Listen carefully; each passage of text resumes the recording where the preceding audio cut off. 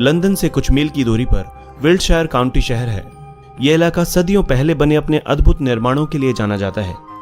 ये निर्माण स्टोनहेंज के नाम से जाने जाते हैं। इस ऐतिहासिक स्मारक को देखने के लिए पूरी दुनिया भर से लोग आते हैं। हालांकि वैज्ञानिक अभी भी स्टोनहेंज के रहस्यों की खोज कर रहे हैं कि आखिर यह कैसे बने और इन्हें किस मकसद से बनाया गया होगा।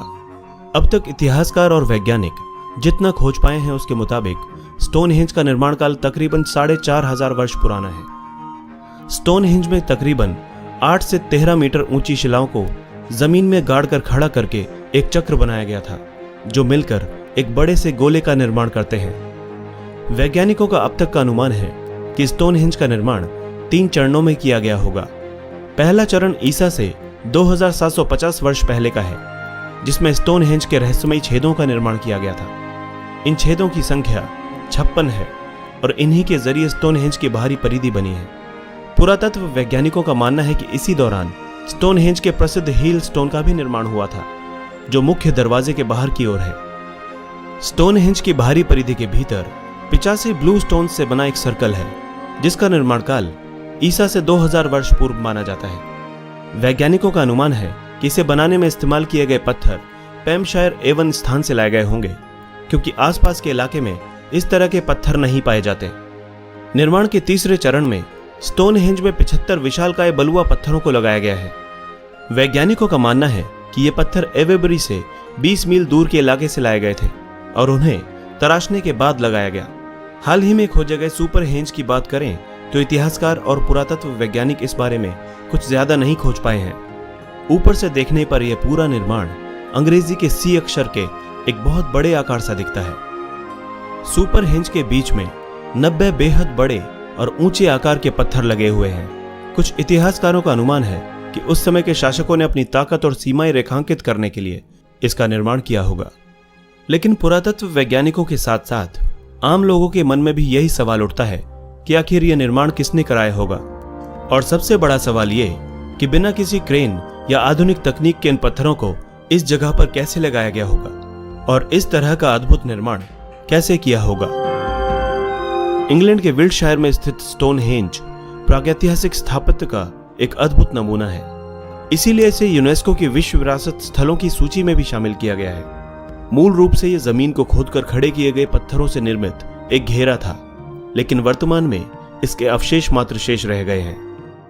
ऐसा माना जाता है कि स्टोनहेंज इसके आसपास रहने वाली जनजातियों के नेता का नाम था। दोस्तों, आइए जान लेते हैं स्टोनहेंज से जुड़ी हुई कुछ रोचक बातें। ये संरचना लगभग 5000 वर्ष पुरानी है और इसके निर्माण का प्रारंभ 3100 ईसा पूर्व में हुआ था।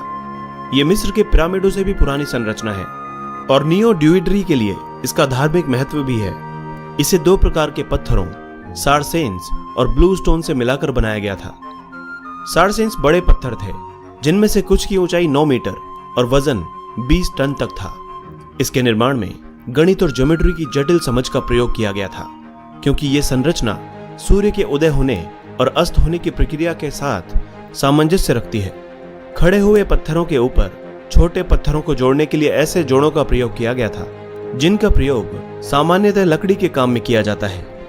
बड़े बड़े पत्थरों से निर्मित यह संरचना पूर्वी भूमध्य सागरीय, मिस्र, मकदूनियाई, ग्रीक आदि सभी सभ्यताओं से भी पहले की है।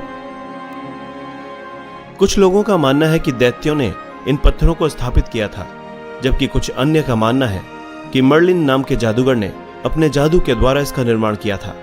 आज के वैज्ञानिकों का मानना है कि उस समय उपलब्ध औजारों के द्वारा ऐसी संरचना के निर्माण के लिए कम से कम 20 से 30 मिलियन घंटों का समय लगेगा।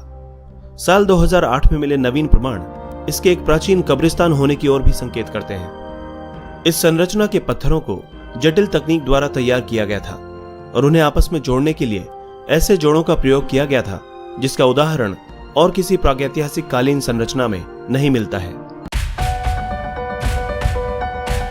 मेरे जो 17 मई 1902 वेलरियस टेस्ट नामी एक आर्कोलॉजिस्ट ने ग्रीक आयरलैंड एंटीक एथीरा के किनारे गोता लगाया, जहां उसे 2000 साल पुराने जहाज का मलबा मिला। लकड़ी के बंद बक्से में एक ऐसी चीज मिली जिसे माहिरीन ने पहले कभी नहीं देखा था।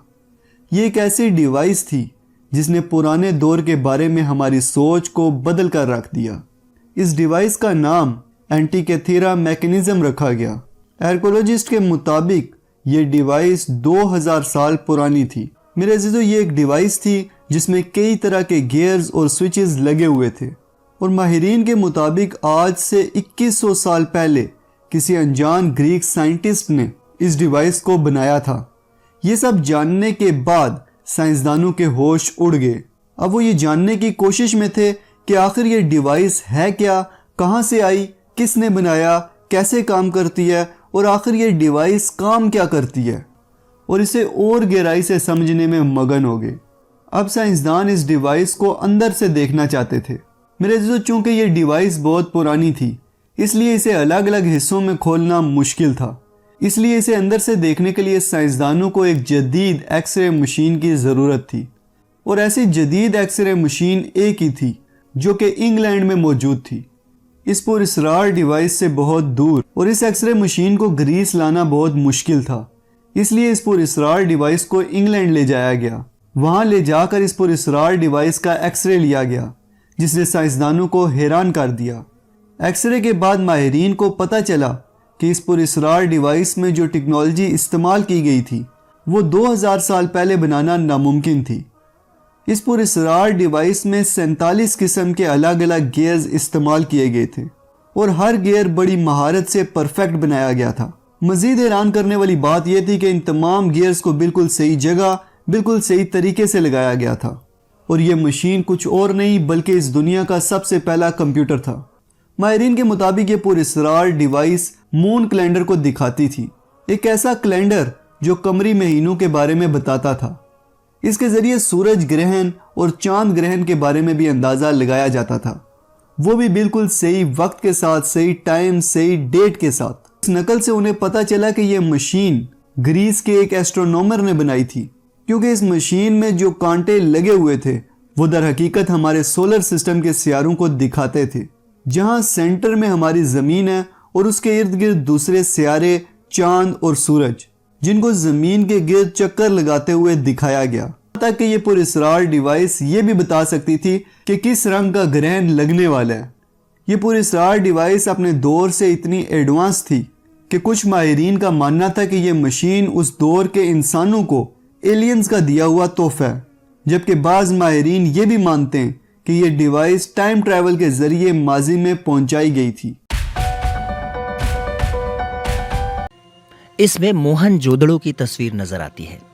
ये प्राचीन खंडहर पाकिस्तान के सिंध प्रांत में लारकाना के करीब हैं। मोहनजोदड़ो सिंधी भाषा का शब्द है। इसका मतलब है मुर्दों का टीला। ये अवशेष 20वीं सदी की शुरुआत में मिले थे। 5000 साल पुरानी ये सिटी शहरी योजना का नायाब नमूना है। इसमें चौड़ी गलियां थीं और सीवेज सिस्टम भी था। ये मकान इतने बेहतरीन तरीके से बने हैं कि ऐसा लगता है कि इनमें रहने वाले कभी भी आ सकते हैं। इन मकानों में बाथरूम, रेस्टरूम और दूसरी सुविधाएं भी थीं। यहां से मिला प्राचीन सामान अब म्यूजियम में रखा है। पुजारी और डांसर की ये मशहूर कलाकृतियां दुनिया भर में मोहनजोदड़ो की सिंधु घाटी सभ्यता से जोड़कर देखी जाती हैं, लेकिन जो मुहर यहां से मिली हैं उनके मायने अब तक समझे नहीं जा सके हैं। यहाँ के करीब बसे गांव चिकनी मिट्टी के खिलौने और दूसरे सामान बेचते हैं और यहाँ आने वाले लोग उन्हें खरीद कर अपने साथ ले जाते हैं। यहाँ के गांव में अब भी बैलगाड़ी और भैंस गाड़ी इस्तेमाल होती हैं, ठीक वैसे ही जैसे मोहनजोदड़ो काल में होती थीं। सूरज ढलने के समय स्थानीय लोक गायक यहाँ आकर सिंधी भाषा में गाना गाते हैं।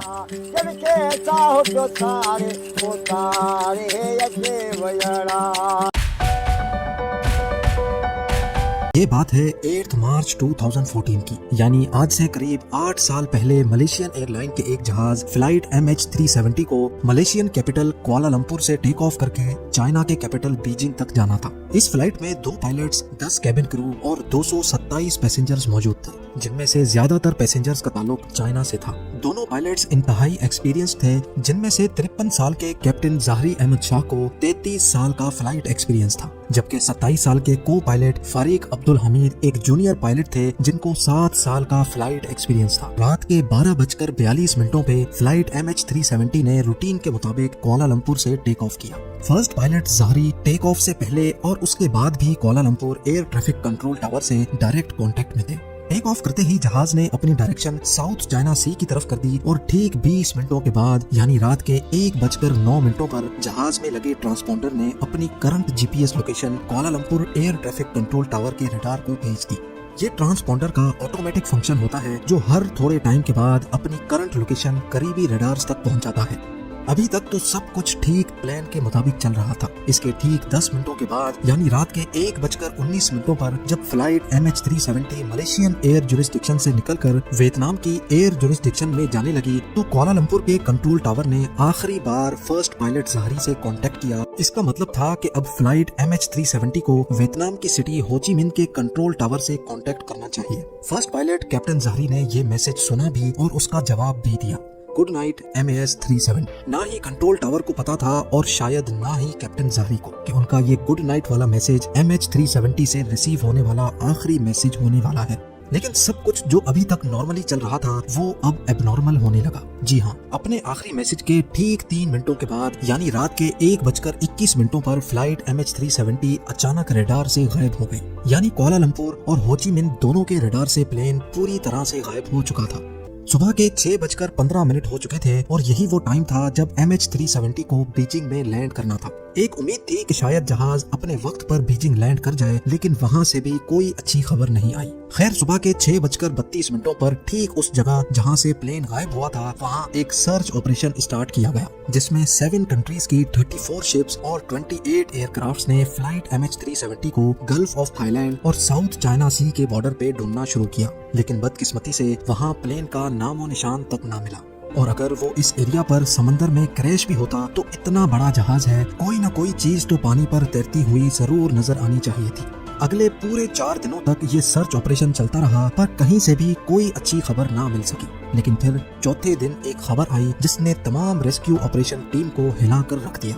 8 मार्च को 1:21 पर फ्लाइट MH370 जब रडार से गायब हुई थी तो वो सिविलियन रडार से गायब हुई थी, लेकिन मलेशियन मिलिट्री के एक रडार पे वो अगले 1 घंटे तक शो होती रही और उसके बाद जो कुछ हुआ वो कुछ यूं था। सिविलियन रडार से गायब होने के बाद जहाज ने चंद मिनटों के लिए राइट पे जाना शुरू किया और फिर यू टर्न करके वापस मलेशिया की तरफ टर्न किया। पूरे 31 मिनटों के बाद जहाज ने मलेशिया के शहर पिनांग को क्रॉस किया और फिर मलाका स्ट्रेट की तरफ टर्न कर गया। आखिरी बार जहां तक मिलिट्री रडार की रेंज थी, फ्लाइट MH370 को इंडियन ओशन के इस पॉइंट तक डिटेक्ट किया गया और इस वक्त रात के 2:22 हो रहे थे। अब इसके बाद MH370 ना ही मिलिट्री रडार पे शो हुआ और ना ही किसी सिविलियन रडार पे। इससे भी बढ़कर जो चीज तंग कर रही थी वो ये थी कि प्लेन ने बीजिंग की बिल्कुल ऑपोजिट डायरेक्शन में शार्प यू टर्न क्यों कर लिया। जो रेस्क्यू टीम पहले गल्फ ऑफ थाईलैंड और साउथ चाइना सी में प्लेन को ढूंढ रही थी वो अब इंडियन ओशन के इस हिस्से में ढूंढना शुरू हो गई। लेकिन हैरत अंगेज तौर पे यहाँ पर भी प्लेन का कोई अता पता ना मिला। पता ये चला कि प्लेन मिलिट्री रडार से तो 2:22 पर गायब हुआ, लेकिन एक सैटेलाइट ऐसी थी जिससे वो लगातार कांटेक्ट में था। आपको यहाँ पर अपडेट करते चलें कि ये बोइंग एयरप्लेन्स के लिए एक नॉर्मल बात होती है कि जब उनका अपना कम्युनिकेशन सिस्टम किसी वजह से खराब हो जाता है तो वो सैटेलाइट से कांटेक्ट करने की कोशिश करता है। प्लेन ने ऑटोमेटिकली ठीक हर 1 घंटे के बाद 35,000 किलोमीटर दूर इनमारसैट नामी सैटेलाइट से कांटेक्ट करने की कोशिश की। इस सैटेलाइट पर सेव्ड डेटा की मदद से एक्सपर्ट्स ने एक कॉम्प्लेक्स कैलकुलेशन परफॉर्म की तो आखिरकार फ्लाइट MH370 के अगले मूव का भी पता चल गया। पता ये चला कि मिलिट्री रडार से भी गायब होने के बाद मलेशियन एयरक्राफ्ट ने दोबारा एक टर्न लिया और अगले 5 घंटों तक इसी डायरेक्शन में इंडियन ओशन के ऊपर फ्लाई करता रहा। सुबह को 8:19 पर प्लेन ने आखिरी बार सैटेलाइट से कनेक्शन बनाने की कोशिश की और ये MH370 की तरफ से मिलने वाला सबसे आखिरी सिग्नल था। इसके बाद ना ही प्लेन ने किसी और सैटेलाइट से कांटेक्ट किया और ना ही वो किसी और रडार पे शो हुआ।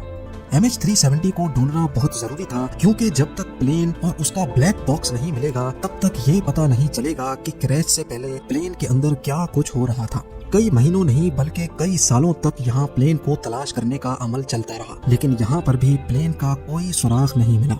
लेकिन 2015 में यानी प्लेन के गायब होने के एक साल बाद प्लेन का राइट फ्लैपरॉन तैरता हुआ आइलैंड ऑफ रीयूनियन के साहिल पे जा पहुंचा। ये प्लेन का वो हिस्सा होता है जो लैंडिंग के वक्त काम आता है। मिलने वाले इस फ्लैपरॉन पर जब तहकीक हुई तो एक और खौफनाक हकीकत से पर्दा उठा। एक्सपर्ट्स का मानना है कि जिस वक्त MH370 पानी में क्रैश हुआ उस वक्त ये फ्लैपरॉन एक्सटेंडेड नहीं था और अफसोसनाक तौर पे इसका मतलब ये है कि पानी पे क्रैश होते वक्त जहाज अपनी नोज के बल समंदर में जा गिरा। अगले कई सालों के दौरान प्लेन के कई और हिस्से भी अफ्रीका के साहिल से मिले, लेकिन आज तक प्लेन या उसमें बैठे पैसेंजर्स का कोई सुराग ना मिल सका। मलेशियन फ्लाइट MH370 के अंदर गायब होने से पहले क्या कुछ हुआ ये आज तक किसी को भी मालूम नहीं है। कुछ इन्वेस्टिगेटर्स का शक है कि प्लेन हाईजैक हुआ था, तो कुछ इस बात पर यकीन रखते हैं कि किसी इलेक्ट्रिकल फेलियर की वजह से प्लेन का बाहर की दुनिया से कांटेक्ट टूट गया और ऑक्सीजन की कमी की वजह से प्लेन के अंदर तमाम लोग बेहोश हो गए थे। खैर, असल रीजन क्या है ये तो प्लेन के ब्लैक बॉक्स में महफूज रिकॉर्डिंग से ही पता चल सकता है, जो प्लेन के साथ ही इंडियन ओशन में कहीं गायब है। MH370 के गायब होने के पूरे 8 सालों के बाद फरवरी 2022 में एक बार फिर से प्लेन के मिलने की उम्मीद दिलाई गई। एक British retired aerospace engineer Richard Godfrey ने दावा किया है कि वीक सिग्नल प्रोपगेशन एनालिसिस के जरिए उसने प्लेन की असल लोकेशन का अंदाजा लगा लिया है। और हैरत अंगेज तौर पे रिचर्ड ने जो पिन पॉइंट लोकेशन बताई है वो भी इंडियन ओशन के इसी कर्व्ड एरिया में मौजूद है। रिचर्ड का मानना है कि उसकी बताई गई ठीक इस जगह पर ओशन के 4000 मीटर नीचे मलेशियन एयरलाइन का गुमशुदा जहाज अभी भी मौजूद है। ये उतनी ही गहराई है जितना नीचे टाइटैनिक शिप पूरे 74 इयर्स की कोशिशों के बाद 1985 में मिली थी। अब Malaysian authorities retired aerospace engineer के इस क्लेम को कितना सीरियस लेती है और इस जगह पर एक नया सर्च ऑपरेशन लॉन्च किया जाता है कि नहीं, ये तो वक्त ही बताएगा। कहानियां प्रचलित हैं। हम ये तो नहीं कहते कि एरिया 51 पर लगे सभी आरोप सही हैं, पर वहां ऐसा कुछ तो है जिसकी वजह से वो पूरी दुनिया की सबसे संदिग्ध और रहस्यमय जगहों में से एक है। सन 2014 में बोयड बुशमैन नाम के एक व्यक्ति ने अपना बयान रिकॉर्ड किया। बुशमैन का दावा था कि वो पहले एरिया 51 में एक एयरोस्पेस इंजीनियर की हैसियत से काम कर चुका था। इस बयान में उसने कबूला कि वह एरिया 51 में ऐसी साइट्स पर काम कर चुका है जिसमें यूएफओ और एलियन से जुड़े प्रोजेक्ट शामिल थे। बुशमैन उन सीनियर साइंटिस्ट में एक था जो बेहद एडवांस एयरक्राफ्ट के कॉन्सेप्ट पर काम कर रहे थे। इस पोजीशन के चलते उसे एरिया 51 में चल रही दूसरी सीक्रेट साइट्स पर जाने की अनुमति थी। इस अजीब और हैरान कर देने वाली वीडियो में बुशमैन ने यह आरोप लगाया कि वहां काम करने वाले स्टाफ में साइंटिस्ट के अलावा कई एलियंस भी थे जिनकी उम्र 200 साल से भी ज्यादा थी और वो अपने प्लेनेट से यात्रा करके धरती पर आते थे, जिसे यूएस गवर्नमेंट क्विंटुनिया कहती है। बुशमैन ने बताया कि वो एलियंस 5 फीट तक लंबे थे जिनकी लंबी उंगलियां और झिल्लीदार पैर थे। ये एलियंस इंसानों से कहीं ज्यादा बुद्धिमान थे और ये आपस में बिना किसी माध्यम के बात कर सकते थे। बुशमैन ने बताया कि वह एक 38 फीट डायमीटर वाले यूएफओ पर काम कर रहा था जो एंटी ग्रेविटी टेक्नोलॉजी से लैस था। बुशमैन के इस बयान को कुछ लोग झूठ मानते हैं तो कुछ सच। रोजवेल में हुआ यूएफओ क्रैश। न्यू मैक्सिको का शहर रोजवेल उस समय सुर्खियों में आ गया था जब 2 जुलाई 1947 को मिलिट्री बेस के पास कथित तौर पर एक यूएफओ दुर्घटनाग्रस्त हुआ था। दुर्घटनाग्रस्त यूएफओ से कथित तौर पर अमेरिकी मिलिट्री ने एलियंस के शव बरामद किए थे। Federal bureau of investigation FBI के एक आधिकारिक पत्र से यह साबित होता है कि 1950 से पहले न्यू मैक्सिको के रोजवेल में एलियंस उतरे थे। हाल ही में FBI की एक गोपनीय फाइल सार्वजनिक की गई जिसमें इस बात का खुलासा किया गया कि अमेरिकी पुलिस और सेना के अधिकारियों ने ऊटा राज्य में 1949 में एक यूएफओ नष्ट होते हुए देखा था। Secret experiments. कुछ लोगों का मानना है कि एरिया 51 के नीचे सीक्रेट बंकर्स में इंसानों और एलियंस पर एक्सपेरिमेंट्स किए जाते हैं, जिसके चलते ये बात काफी प्रचलित है कि वहां के वैज्ञानिकों ने आधे मानव और आधे एलियन जैसे किसी प्राणी को बनाने में सफलता हासिल कर ली है। जेटा रेटिकुली स्टार सिस्टम। यूएफओलॉजिस्ट के मुताबिक रोजवेल की यूएफओ हमसे करीब 39 प्रकाश वर्ष दूर दक्षिणी आसमान में मौजूद डबल स्टार सिस्टम जेटा रेटिकुली की परिक्रमा कर रहे किसी ग्रह से आई थी। जेटा रेटिकुली को यूएफओ के किस्से से जोड़ने का काम अमेरिका के ओहायो की एक टीचर ने 1970 में किया था। 1961 का ये एलियन एब्डक्शन केस यानी एलियंस के हाथों अगवा हो जाने का मामला सबसे पहले पत्रकार जॉन फुलर के जरिए दुनिया के सामने आया, जिसमें दावा किया गया कि न्यू इंग्लैंड की एक दंपत्ति को एलियंस उठा ले गए थे और यूएफओ में उनका मेडिकल परीक्षण भी किया। जांचकर्ताओं ने जब हकीकत जानने के लिए एलियन एब्डक्शन का दावा कर रही महिला बेटी हिल को हिप्नोटाइज किया, तो हिप्नोटाइजेशन के दौरान उसने स्टार मैप का एक स्केच बनाया। उसका दावा था कि उसने सितारों का ये रास्ता एलियन स्पेसशिप के भीतर से देखा था। ये 1970 का शुरुआती दौर था, जब कंप्यूटर टेक्नोलॉजी इतनी एडवांस नहीं थी। इसलिए इस किस्से में दिलचस्पी लेने वाली ओहायो की स्कूल टीचर मार्जोरी फिश ने लोहे के सामान्य तार और मोतियों के इस्तेमाल से उस स्टार मैप का मॉडल बनाया। हमसे 39 प्रकाश वर्ष दूर इस स्टार सिस्टम में जीवन के निशान की बात तो छोड़िए, किसी ग्रह की मौजूदगी के भी प्रमाण अब तक नहीं मिले हैं। एरिया 51 के एलियन की तस्वीर। एक यूएफओ साइंटिस्ट ने एलियन की तस्वीर जारी की है।